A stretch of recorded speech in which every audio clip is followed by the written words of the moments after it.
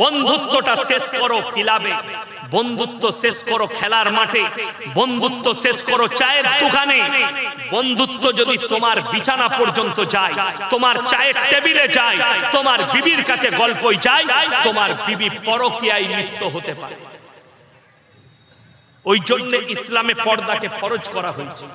আপনি কি ভাবছেন ইসলামকে ছেলে খেলা ভেবেছেন? আপনি মনে করছেন ইসলাম আমার ঘরের জায়গা, আমি আমার মন চাই জিন্দেগি করব? না, মন চাই জিন্দেগির নাম ইসলাম নয়, শরীয়ত নয়। রব চাই জিন্দেগির নাম হচ্ছে ইসলাম। কোরআন আর হাদিস, রাসূলের আদর্শ আপনাকে কি বলেছে, এইটার উপরে আপনাকে টিকে থাকতে হবে। আমার মুসলমান ভাই, সবাই নিয়ত করুন, আমরা আমাদের সন্তানদিকে, মেয়েদিকে পর্দায় আনবো। জোরে বলুন ইনশাআল্লাহ। নারীদিকে নামাজের দাওয়াত দেন, বাড়িতে যেন নামাজ চালু হয়। আপনি বরকত পাবেন কোথায়? আপনার বাড়িতে নামাজ নেই, আপনার বাড়িতে কোরআন নেই, আপনার বাড়িতে আদর্শ নেই। আপনি বলছেন আমার বাড়িতে বরকত চাই, আমার বাড়িতে বরকত আসছে না। ওই জন্যই তো কিছু মুসলমানকে তাবিজের পেছনে ছুটতে হচ্ছে, কিছু মুসলমানকে ওপরের ওপরে বিশ্বাস করতে হচ্ছে যে আমার বরকত এটার দ্বারা আসবে, আমার বরকত এটার দ্বারা। আল্লাহর কসম করে বলছি, আল্লাহ যদি বরকত কোথাও রেখেছেন, নামাজের মধ্যে, কোরআনের মধ্যে, আদর্শের মধ্যে, দিনদারির মধ্যে বরকত আছে। আপনার বাড়িতে শুনেলেন, হাদিসে আছে, যে বাড়িতে প্রত্যেকদিন কোরআনের তেলাওয়াত হয়, সেই বাড়িতে আল্লাহর রহমত বর্ষিত হয়। যারা 5 ওয়াক্তের নামাজি হবে, রাসূল সাল্লাল্লাহু আলাইহি সাল্লামের হাদিস, তাদের রুজিতে কোনোদিন কমি হবে না। যারা আল্লাহর রাস্তায় দিনের পথে থাকবে, আল্লাহ মৃত্যুকাল পর্যন্ত তাদেরকে ইজ্জতের রুজি দান করবেন। এইটা হচ্ছে হাদিস রাসূলের। আপনি নামাজি হন, আল্লাহ রুজিতে কোনোদিন কমি দিবে না। রুজি মানে এটা নয় যে প্রত্যেকদিন মুরগি খাবেন, প্রত্যেকদিন আপনি ছাগল খাবেন, প্রত্যেকদিন ইলিশ মাছ খাবেন না। রুজি হালাল রুজি হচ্ছে ডাল আলু, আপনার শাক হোক, যেটাই হোক, দস্তরখানে আপনি ইজ্জতের সঙ্গে পাবেন। ওইটা হচ্ছে হালাল রুজি, হালাল রিজক, যেটা আপনার দস্তরখানে আসবে এবং আপনার বিবির সঙ্গে বসে খাবেন। আপনি বুঝতে পাচ্ছেন মনে মনে, আল্লাহ এই টাকাটা আমার হালাল টাকা, এই ইনকামটা আমার হালাল। আপনি নামাজ পড়ে চैन পাবেন, আপনি ঘুমিয়ে সুকুন পাবেন, আপনি খেয়ে সুকুন পাবেন, আপনি মরে যাওয়ার পরেও কবরে সুকুন পাবেন, चैन পাবেন। আল্লাহর কসম, কবরের দুনিয়ায় আপনাকে যেতে হবে। অনেকজন যারা অবিশ্বাসী, যারা ভাবছেন আরে কবরে সওয়াল জবাব মিথ্যা, মৃত্যু আবার কি, আল্লাহ কোরআনে কসম খেয়েছেন, ওয়ান্নাজিয়াতি গরকা। আমি আল্লাহ কসম খাচ্ছি, ওই ফেরেশতা যারা দ্রুত গতিতে তোমাদের শরীরে ডুব মারে, ওয়ান্নাজিয়াতি গরকা ওয়ান্নাশিতাতি নাশতা। আমি আল্লাহ আরো কসম খাচ্ছি, ওই ফেরেশতা যারা দ্রুত গতিতে তোমাদের কাছে পৌঁছায় কবরে, তোমাদের বাঁধনগুলো খুলে দেয় আর তোমাদেরকে সওয়াল আর জবাব করবে। আল্লাহ কসম খেলেন, যারা অবিশ্বাসী, যারা ভাবেন আমরা মাটির সাথে মিশে যাই, আমরা হাড়গোড় গুলো মিশে যাই, আল্লাহ কিভাবে পুনরায় জীবিত করবেন। যারা ভাবছেন কিছু মানুষকে অন্যান্য ধর্মে পুড়িয়ে দেওয়া হয়, ছাই হয়ে যায়, আল্লাহ পুনরায় কিভাবে জীবিত করবেন, তাদের লেগে দুটো আল্লাহ উদাহরণ দিয়েছেন। নাম্বার 1, 1 নম্বর হচ্ছে এই ঘাস যেগুলো দেখতে পাচ্ছেন, এগুলো বৈশাখ জ্যৈষ্ঠ মাসে মারা যায়, শেষ হয়ে যায়। আবার আষাঢ় শ্রাবণ মাসে বৃষ্টি পড়লে আল্লাহ পুনরায় জীবিত করেন। আমি যেভাবে আল্লাহ কোরআনে বললেন ঘাস মরে যাওয়ার পরে জীবিত করি, মানুষকে পুনরায় ওইভাবে আবার জীবিত করব। আমার ভাই, আল্লাহ কোরআনে অপর জায়গায় বললেন, লা উকসিমু বিয়াউমিল কিয়ামা ওয়া লা উকসিমু বিন-নাফসিল লাওয়ামা আয়াহসাবুল ইনসানু আল্লান নাজমা ইদামা বালা কাদিরিনা আলা আন নুসাওয়িয়া বানানা বাল ইউরিদুল ইনসানু লিয়াবজুরা আমামা ইয়াসআলু আইয়ানা ইয়াউমুল কিয়ামা। লা উকসিমু বিয়াউমিল কিয়ামা, আমি কসম খাচ্ছি কিয়ামতের দিনের। আল্লাহ কসম খেলেন কিয়ামতের দিনের। ওয়ালা উকসিমু বিন নাফসিল লাওয়ামা, আরো আমি কসম খাচ্ছি ওই সমস্ত আত্মার যারা বলে আমরা মিটে যাওয়ার পরে আল্লাহ পুনরায় কি করে জীবিত করবেন। আয়াহসাবুল ইনসানু আল্লাহ নাজমা ইদামা, আল্লাহ বললেন বালা কাদিরিনা আলা আন নুসাউইয়া বানানা বাল ইউরিদুল ইনসানু লিয়াফজুরা আমামা। শুধু মানুষের আকৃতি নয়, তাদের আঙ্গুলে, তাদের হাতে যে লাকির গুলো আছে, যে দাগ গুলো আছে, আমি আল্লাহ পুনরায় ওইভাবেই আবার করতে সক্ষম। জোরে বলুন সুবহানাল্লাহ। ওইভাবেই দাঁড় করিয়ে দেব, এটাতে আমি আল্লাহ সক্ষম আছি। তোমরা মানো আর না মানো। বেঈমান কাফেররা আল্লাহকে প্রশ্ন ছুড়েছে, হে আল্লাহ, হে আল্লাহর নবী, ইয়াসআলু আইয়ানা ইয়াউমুল কিয়ামা, কিয়ামতটা কবে হবে? মানুষকে আপনি ভীত কঙ্কিত করছেন, মানুষকে কিয়ামত সম্পর্কে বর্ণনা দিচ্ছেন। একবার বলুন কিয়ামতটা কবে হবে? আল্লাহ রাব্বুল আলামিন উত্তর দিলেন, হে নবী, তুমি পৃথিবীর মানুষকে শুনিয়ে দাও।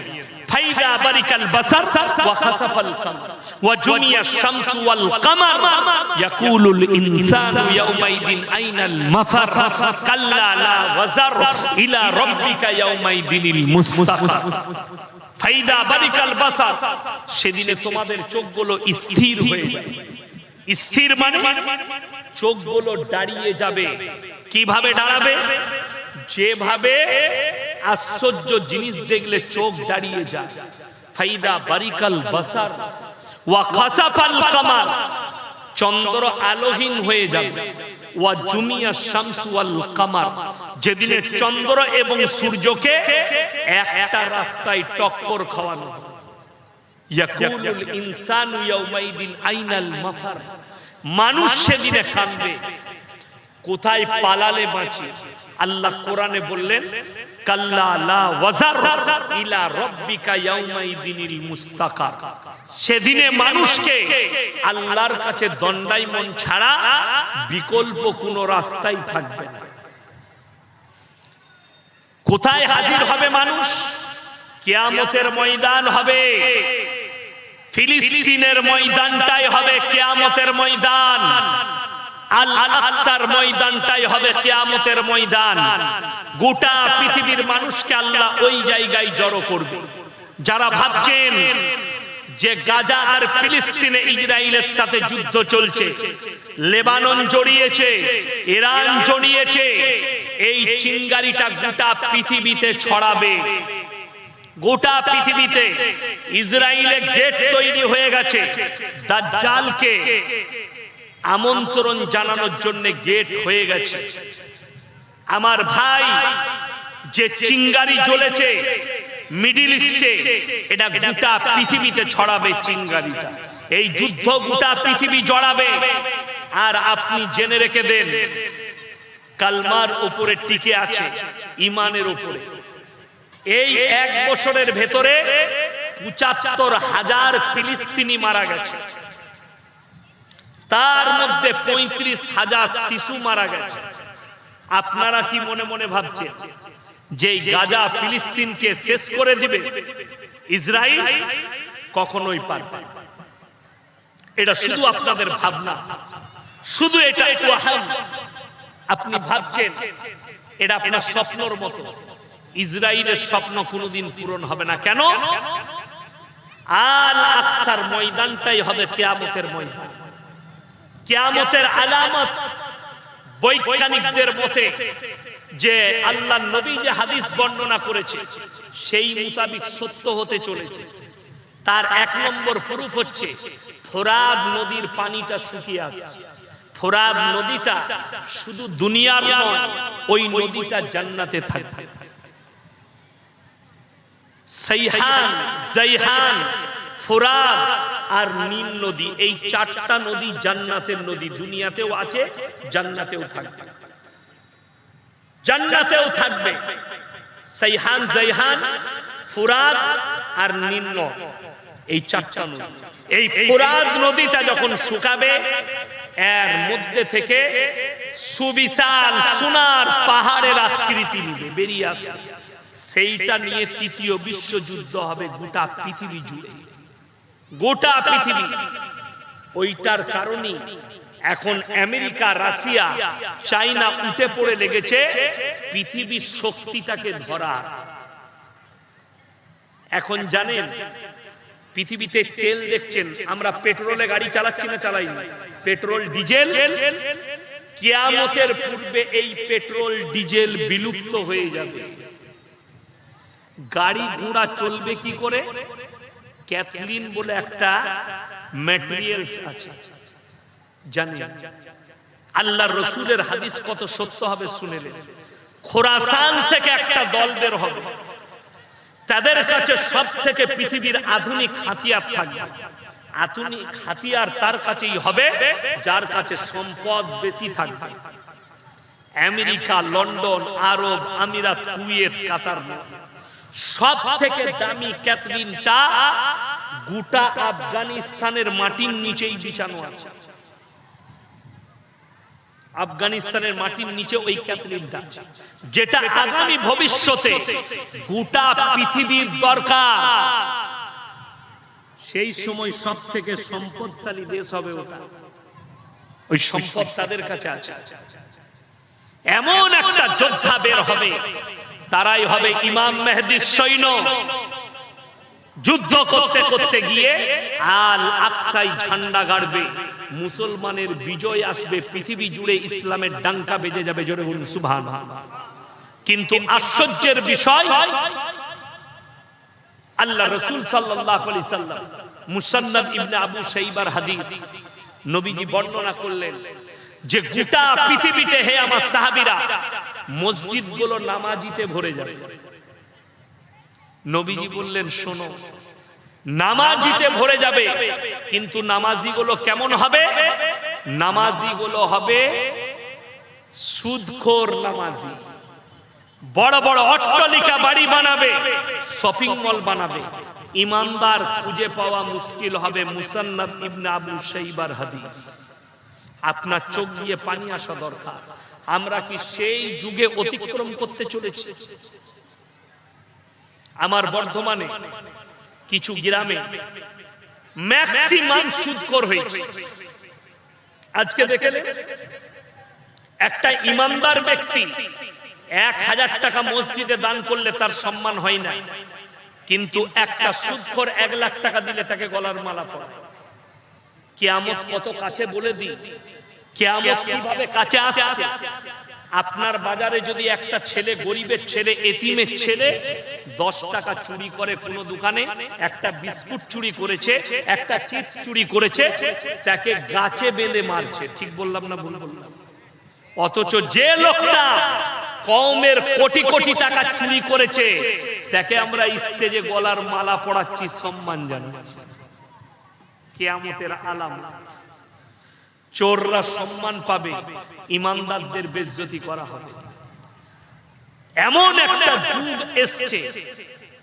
আমার যারা বাবাজি, বাপের বয়সী বসে আছে, জিজ্ঞেস করুন, এই যে দাড়ি পেকে গেছে ইনাদের বাপ দাদর যুগটা ছিল এমন, মানুষ ভয়ে মিথ্যা কথা বলতো না, যে গুনাহ হবে, পাপ হবে বলে। আজকে এমন একটা যুগ এসছে, মানুষ সত্য কথা বলতে ভয় খাচ্ছে, কেউ কলারটা টিপে ধরবে বলে। সত্য বিলুপ্ত, মিথ্যা প্রকাশ পেল। ওই জন্য কোরআন শুনিয়ে দিই, আখরি জামানার লোক জান্নাতে বেশি যাবে না তার আগের জামানার লোক বেশি জান্নাতে যাবে? কোরআন শুনেন। সাবিকুন সাবিকুন উলাইকাল মুকাররাবুন ফি জান্নাতিন নাঈম সুল্লাতুম মিনাল আউয়ালিন ওয়া কালিলুম মিনাল আখিরিন। কোরআন। সাবিকুন সাবিকুন উলাইকাল মুকাররাবুন ফি জান্নাতিন নাঈম। তোমাদের পূর্ববর্তীদের মধ্যে থেকে বেশি সংখ্যক লোক জান্নাতে যাবে, আর তোমাদের মধ্যে থেকে অল্প সংখ্যক লোক জান্নাতে। এটা কোরআন। কেন? আগেকার মানুষ সৎ ছিল, এখনকার মানুষ নামাজও পড়ে, পাপও করে। নামাজও পড়ে সুদও খায়, নামাজও পড়ে জিনাও করে, নামাজও পড়ে পাপেতেও লিপ্ত আছে, নামাজও পড়ে গুনাহও করে। আপনাকে দেখিয়ে দেব কলকাতা টাউনে আর মালদা টাউনে মুসলিম বাস করছে, ফ্ল্যাটে থাকে, দামি দামি বাড়িতে থাকে, নামাজও পড়ে, ছেলের জন্মদিন পালন করছে কেক কেটে, বলছে মৌলবীরা কি জানে, নেকি মনে করে। আপনারা দেখাতে পারবেন কিয়ামতের আলামত বলে দিই। আল্লাহর কৃপায় এই যে মাদ্রাসা বাগিচাপুর মাদ্রাসা যেখানে জলসা করছি, এই মাদ্রাসার বরকত জানেন, এই কোরআনের বরকত জানেন, দাড়ি টুপির বরকত আমি আপনাকে হিন্দুস্তানে দেখিয়ে দিচ্ছি। আপনি জিজ্ঞেস করুন আপনার কোন অমুসলিম বন্ধু থাকলে, হিন্দুস্তানের মাটিতে মুসলমানদের একটাও বৃদ্ধ বৃদ্ধাশ্রম নেই। জোরে বলুন সুবহানাল্লাহ। যতগুলো আছে অমুসলিম ভাইদের আছে। তার কারণ কি? বরকত কি? কোরআন। কোরআনটা আছে এখানে সূরা বনী ইসরাঈল। কোন সূরা বললাম? 15 পারা সূরা বনী ইসরাঈল। কোরআনে আছে ইম্মা ইয়াবলুগান্না ইনদাকাল কিবার আহাদুহুমা আও কিলাহুমা ফালা তাকুল লাহুমা উফফিন ওয়ালা তানহারহুমা ওয়া কুল লাহুমা কাওলান কারীমা।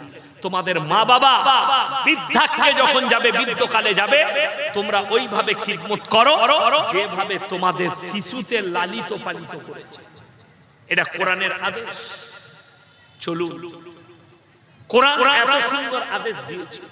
আপনি যতগুলো টাউন আছে, মালদা টাউন, আপনার বর্ধমান টাউন, আসানসোল, কলকাতা, দুর্গাপুর, মুম্বাই, দিল্লি, আপনার যতগুলো আছে সব জায়গায় নিষিদ্ধ পল্লী আছে, দেহ ব্যবসার আড্ডাখানা আছে, আছে না? আল্লাহর কসম করে বলছি, কোরআন বলেছে ওয়ালা তাকরাবুজ জিনা ইন্নাহু কানা ফাহিশা ওয়া সাআ সাবিল। ব্যভিচার করা তো দূরের কথা, যে রাস্তায় ব্যভিচার হয় ওই রাস্তা দিয়ে তোমরা যাতায়াত করো। Islam is the safety. Islam safety করেছে আপনাকে। যদি আপনি এই কোরআনের আদর্শ মেনে চলতে পারেন, আপনার জীবনে কোনো রকমের কোনো বিপদ আসতে পারে। এই কোরআন নিশাগ্রস্ত জিনিসকে হারাম করেছে, এই কোরআন জিনাকে হারাম করেছে, এই কোরআন বাম্মায়ের সেবার কথা বলেছে, এই কোরআন সমাজের সেবার কথা বলেছে। কোরআনে আছে কোন মানুষ যদি কোন মানুষকে, সে যে ধর্মেরই হোক, অন্যায় ভাবে যদি কেউ কি হত্যা করে, সে গোটা মানব জাতিকে হত্যা করে। গোটা মানব জাতিকে।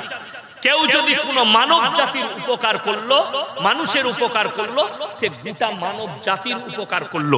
ওই জন্য রাসূল সাল্লাল্লাহু আলাইহি সাল্লামের হাদিস আছে, তোমরা দেখো না তোমার বাড়ির পাশে কে বসবাস করছে, সে হিন্দু হোক, খ্রিস্টান হোক, দলিত হোক, আদিবাসী হোক, যে ধর্মেরই হোক, ক্ষুধার্ত হলে খাবার দাও, বস্ত্রহীন হলে বস্ত্র দাও, বিপদে পড়লে পাশে দাও। এটাই হচ্ছে ইসলাম। আমি একবার গুজরাট থেকে ফিরছিলাম মুম্বাই জলসা করে, শতাব্দী এক্সপ্রেসে। আমার টিকিট ছিল মুম্বাই থেকে, ফ্লাইটে টিকিট ছিল বিকেলের দিকে। আমি সকালে শতাব্দীতে ফিরছি। আমি বসে আছি ট্রেনে। নওসারি বলে একটা স্টেশন এলো গুজরাটে। একজন বছর 40 ভদ্র মহিলা চাপলেন, তার অনেকগুলো লাগেজ আছে, ব্যাগপত্র বাংকারে তুলতে হবে। 4-5টা যুবক বসে আছে, অমুসলিম যুবক। তাদেরকে মেয়েটা 3 থেকে 4 বার বলল, ভাইয়া মেরা লাগেজ কো উঠা দো। ওরা মজা করছে কিন্তু কথাকে কানাচ্ছে না, মানে তারা তুলবেন। তো আমি তাকে বললাম, বহন জি मैं उठा दूं? বলে উঠা দিজিয়ে। তো আমি তার মালগুলো বাংকারে তুলে দিলাম। মেয়েটা সিটে বসে কি বললো জানেন? ভাইয়া ভগবান আপকা মঙ্গল করে। সে নিজের ভগবানকে বলেছে, আমার আল্লাহ এর বদলা আমাকে দিবে, আমি তার উপকার করেছি, আমি আমার আল্লাহর কাছে উপকার চাই। রাস্তায় বিপদে পড়লে তার উপকার করুন। যদি বলেন কেউ অমুসলিম ব্যক্তির আপনি উপকার করলেন, তার ইসলাম বুঝা হয়। রাসূল সাল্লাল্লাহু আলাইহি সাল্লামের হাদিস শুনে যান। নবীজি রাস্তা দিয়ে যাচ্ছেন, অবাক হবেন শুনলে হাদিসটা। সাহাবীরা সাথে আছেন। একজন মুশরিকের বিটি, বেঈমানের বিটি, হাতেম তায়ের বিটি। নবীজি দেখলেন সেই মহিলার মাথাটা খোলা, মাথায় কোনো কাপড় নেই। বেপরদা। নবীজি সাল্লাল্লাহু আলাইহি সাল্লাম মাথার পাগড়িটা খুললেন, তার মাথায় চাপিয়ে ঢাকা দিলেন। সাহাবীরা বললেন, ইয়া রাসূলুল্লাহ, এটা মুশরিকের বিটি। নবীজি ধমক দিলেন, আমি মেয়েদের মাথা ঢাকতে এসেছি, খুলতে আসিনি। জোরে বলুন সুবহানাল্লাহ। ওই জন্য রাস্তায় যে মহিলাটাকে দেখবেন, সে যদি হিন্দু মা হয়, আমার মায়ের যেমন ইজ্জত, একটা হিন্দু মায়ের ইজ্জত আমার কাছে ততটা। একটা দলিত মায়ের ইজ্জত যত, আমার মায়ের ইজ্জত যতটা, একটা দলিত মায়ের ইজ্জত ততটা। আমার মেয়েটা আমার কাছে যেরকম ইজ্জতদার, আমার অমুসলিম বোন হলেও তার ইজ্জত ততটা। এটার নাম ইসলাম। কেউ যদি কোন মানবকে হত্যা করলো বিনা কারণে, গোটা মানব জাতিকে হত্যা করার সমান পাপ। কোন মানবের যদি আপনি উপকার করেন, গোটা মানব জাতির উপকার করা হবে। হিন্দুস্তানের সংস্কৃতি শুধু নয়, অনেক